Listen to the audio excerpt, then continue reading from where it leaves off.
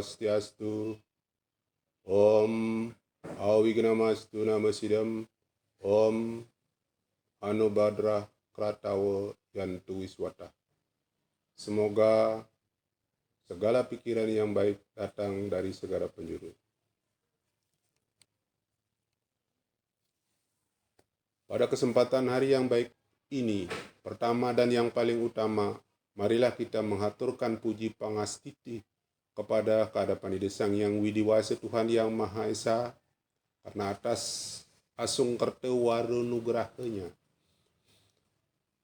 Pada hari ini dalam pembuatan tugas kaitan dengan mata kuliah Dharma Wacana sebagai mahasiswa D3 Kepanditaan pada Institut Agama Hindu Negeri Gede Pujo Mataram dapat dilancarkan dan tidak kurang suatu apapun.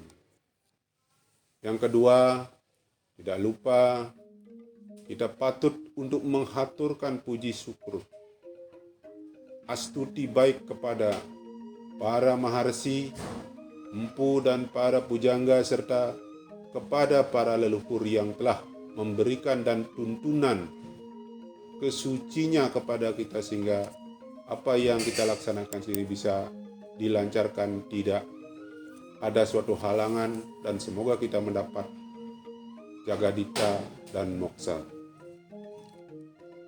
Para umat yang sedharma, pada kesempatan ini yang selalu dalam keadaan bahagia, dari sudut pandang dilahirkan ke dunia, kita sebagai manusia, karena sebenarnya kita lahir di dunia ini karena yadnya, dan menjadi suatu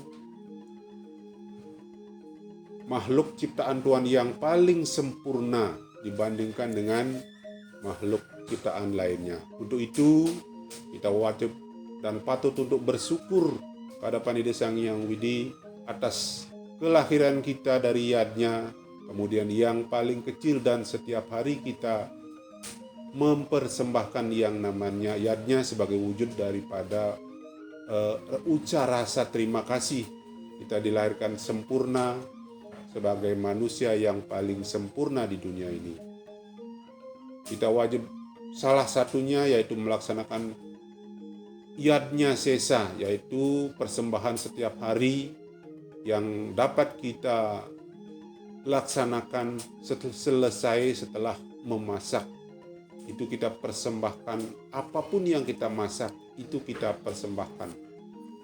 Yang kita lakukan setiap harinya sebagai wujud rasa terima kasih syukur kita kepada Tuhan Yang Maha Esa bahwa hari itu kita sudah bisa memasak dan menikmati makanan.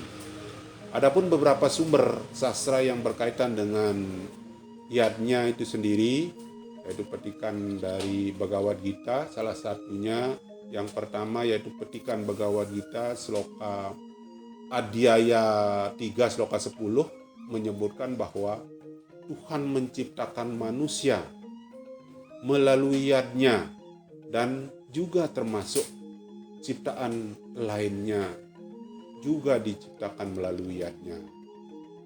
Kemudian yang kedua, petikan Adhyaya 3 sloka 12 menyebutkan bahwa sesungguhnya kesenangan yang telah diberikan kepada kita oleh Tuhan kemudian memperoleh kesenangan tanpa memberi yadnya, sesungguhnya itu adalah pencuri. Di sini dapat dijelaskan dengan kata-kata yang lebih dipahami bahwa apapun yang sudah kita dapat laksanakan, kemudian kita masak, kalau kita nikmati sebelum melakukan yadnya, sesungguhnya itu adalah sama dengan dikatakan pencuri. Kemudian juga yang ketiga ada petikan Bhagavad Gita Adhyaya 3:13 di sini kita kembali beryadnya, yaitu dengan apabila kita menikmati yadnya dan melaksanakan setelah beryadnya itu kita akan melepas dosa. Demikian sebaliknya kalau kita menikmati sebelum beryadnya itu sama dengan kita memakan dosa. Nah, dari ketiga petikan Bhagavad Gita ini sangat jelas disebutkan bahwa kita melaksanakan kita melaksanakan yang baik dan ikhlas, yadnya sesungguhnya semuanya itu adalah wujud dari apa yang kita sebut di zaman sekarang ini mementingkan kepentingan umum di atas kepentingan pribadi. Kemudian sekarang timbul pertanyaan atas apa yang disebutkan dalam petikan Bhagavad Gita di atas, mengapa kita harus mengaturkan yadnya setiap hari sehabis memasak? Nah, sebenarnya kaitan dengan ini sebenarnya tidak ada satupun lontar, belum ada satupun saya menemukan lontar yang mengupas tentang segehan. Halnya hanya menjadikan suatu tuntunan atau tutuaknya, yaitu hanya dari tutur icatur sanak seperti ini.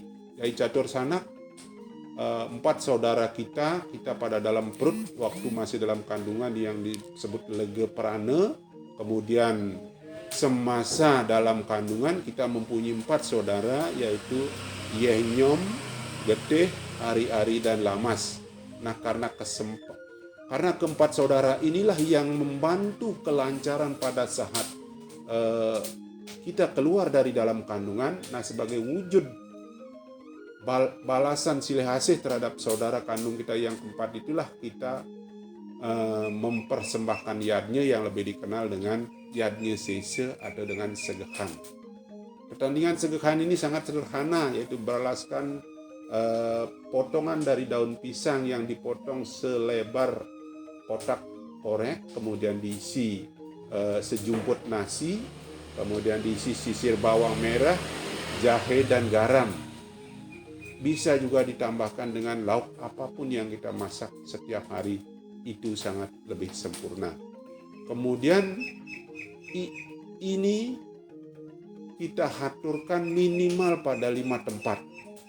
Itu yang pertama, di api di kompor tempat memasak, kemudian di tempat menaruh air, kemudian di tempat menaruh beras, kemudian di tugu pekarangan rumah dan pintu masuk daripada pekarangan. Itu yang pokoknya 5 tempat sekarang. Namun bisa juga ditambahkan pada setiap tempat-tempat lain yang mungkin menurut kita mendapat membantu daripada kelangsungan proses memasak itu, sehingga bisa bertambah lebih. Ada dari setiap rumah tangga bisa membuat lebih segehan, lebih dari 5 yang saya sebutkan di atas itu. Tapi pokoknya intinya 5 tempat itu harus itu yang wajib kita laksanakan. Tambahannya silakan menyesuaikan sesuai dengan kebutuhan ibu bapak umat sedharma sekalian. Nah, caranya kita proses pelaksanaannya, yaitu kita aturkan segehan, kemudian kita aturkan kepada siapapun yang dipersembahkan di tempat itu, kemudian dengan metabur toyo anyar baru di ayabang. Setiap hari setelah selesai memasak kita melaksanakan seperti itu. Sedangkan segehan yang kita aturkan ini adalah merupakan wujud yadnya yang setiap hari kita laksanakan, yang disebut dengan nitya karma. Sedangkan segehan yang dipersembahkan pada hari-hari tertentu seperti rainan Kajang Kliwon, Tilem, Purnama, dan rainan lainnya, pertandingannya berbeda dengan tempat persembahannya pun. Di setiap pekarangan itu ini 3 tempat. Itu 3 tempat. Yang pertama kalau di Utama Mandala Natar Merajan, itu di sana dipersembahkan kepada Sang Buta Bucari dengan segehan berbentuk 5 warna, yaitu ada putih, ada merah, ada kuning, ada hitam, kemudian ada campurannya yang di tengah. Kemudian yang kedua, di Madya Mandala di Nata Rumah Pekarangan, itu atur kepada Sang Kala Bucari. Segehan ini ada 4 warna, hanya 4 warna, yaitu putih, merah, kuning, dan hitam. Sedangkan yang ketiga, yang di Nista Mandala yang kita aturkan di Medal Karang, itu atur kepada Sang Hyang Durga Bucari. Segehan ini hanya 1 warna, tetapi dibuat tandingannya 9 sebagai wujud daripada kita memiliki 9 lubang pengeluaran yang di dalam tubuh kita, baik buana agung maupun buana alit. Di buana alit kita 2 lubang hidung, kemudian 2 lubang mata, 2 mulut, 1 mulut, kemudian lubang di bawah kemaluan dan di dubur itu 2. Jadi 9 itu sebagai wujud persembahan kita kepada Durga Bucari. Demikian juga apabila pelaksanaan upacara di Merajan yang sarana persembahannya yang lebih besar, maka persembahan terhadap butuh jenis persembahannya juga akan menyesuaikan, tentunya mengedepankan keserasian antara perubahan atas, bawah, dan tengah dan bawah. Apa yang kita persembahkan di hulu, apa yang kita persembahkan di tengah sebagai ayah banyak, kemudian menyelesaikan apa yang di bawahnya yang kita persembahkan kepada Buddha kalian. Itu umat sedharma yang bisa saya sampaikan yang terhadap umat sedharma sebagian kiranya bisa bermanfaat ya, sebagai kapur sirih kaitan dengan persembahan Yadnya Sese sebagai wujud kita rasa terima kasih kita karena kita dilahirkan dari Yadnya dan lahir sebagai manusia yang memiliki yang paling sempurna, kelengkapan yang paling sempurna di antara ciptaan Tuhan lainnya. Jadi Lungkung Semarapura, Kilang Rangkung Itiang Lungsur Sinampura, naik Vespa ke Besakih. Sekian dan terima kasih. Yang Sinabandok Parama Santi. Om Santi, Santi, Santi. Om Suk semua.